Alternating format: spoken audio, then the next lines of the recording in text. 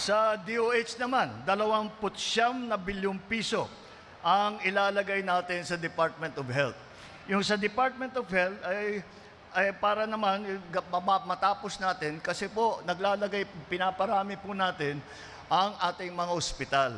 Dahil ito ay natutunan po natin nung COVID, nung pandemya, na ang talagang nagamit na ospital, yung tinatawag na specialty hospital sa Maynila. Yung specialty hospital, National Kidney Center, Children's Hospital, Heart Center, yung po specialty.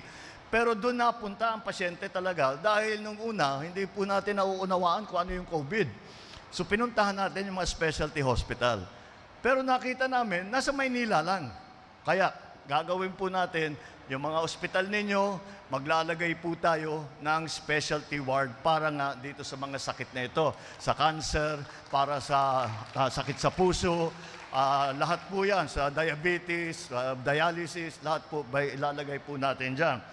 At yung pinag-uusapan na linipat na 60 billion na kinuha sa PhilHealth para dalhin sa national government, ay itong 60 billion na ito, ay babalik na namin dahil nangangambang tao eh. Akala nila walang perang PhilHealth. Maraming perang PhilHealth pero hindi na bali.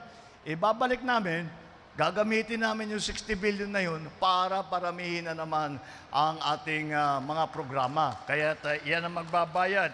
Yan ang magbabayad sa ating zero balance billing na libre na ang pagpunta sa ospital.